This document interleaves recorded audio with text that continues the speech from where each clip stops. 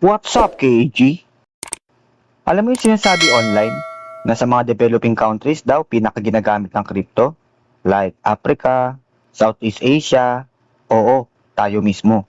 Pero tanong, totoo ba to? O isa lang tong magandang kwento para magmukhang legit ang crypto?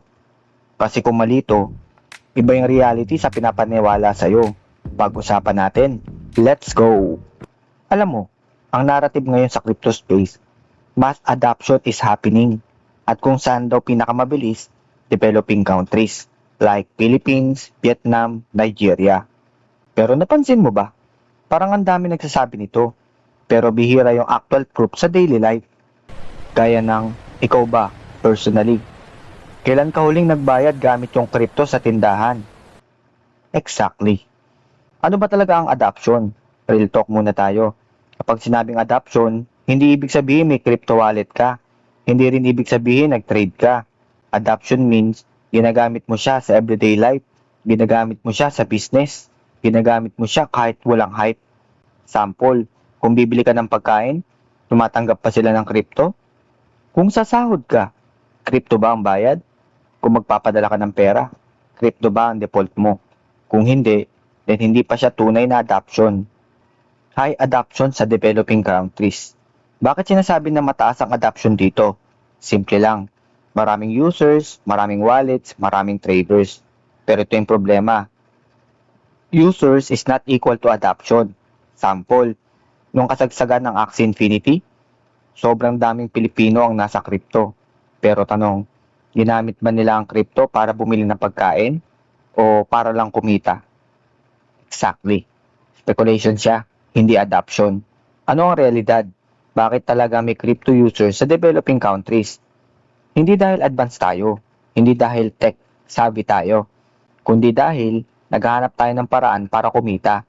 Naghahanap tayo ng alternative system. Real talk. Sa developing countries, mababa ang sahod. Mataas ang remittance fees, limited access sa banking. Kaya sa crypto becomes opportunity, shortcut, risk, hindi necessity. Ano ang weakness ng crypto adoption? Dito nagiging uncomfortable ang usapan. Kasi ito yung hindi sinasabi ng maraming influencers. Una, volatility. Kung gagamit ka ng crypto pambayad, tapos bukas bumaba ng 20%, sinong lugi? Ikaw. Complexity. Be honest. Madali ba gamitin ng crypto wallet? Seed phrase, gas fees, networks? Para sa average na tao? Hindi. Infrastructure. Kahit gusto mo gamitin, kung walang tumatanggap, wala rin. Trust issue. Sa developing countries, maraming scam. Pang resulta, takot ang tao.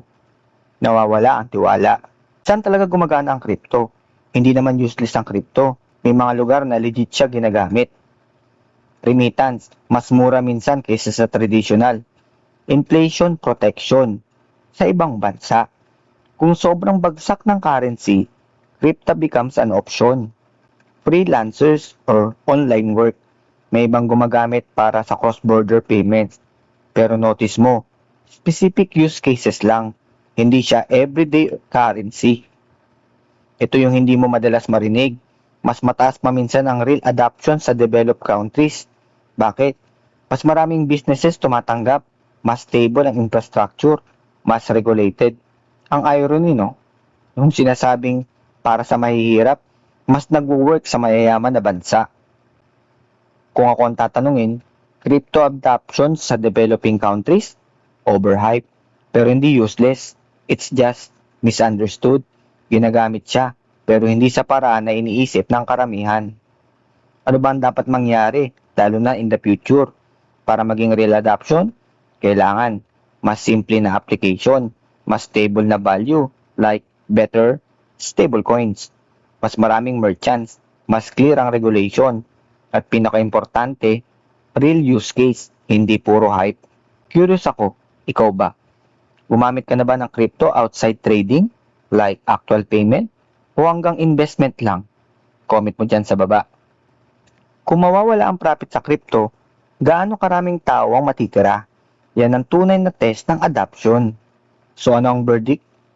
Mass adoption is happening, pero in reality, usage exists pero limited at specific. developing countries ay equal sa maraming users. Ang reality, hindi pa. Full adoption. So next time na may marinig ka, crypto is already adopted globally. Tanungin mo muna, ginagamit pa talaga o ginagamit lang para kumita? Kasi magkaiba yon, malaki ang difference. At kung hindi mo naiintindihan yan, madali kang ma-hype. Pero kung gets mo na, you're ahead of 90% of people in crypto. At dito nagsisimula yung tunay na advantage mo. Game on!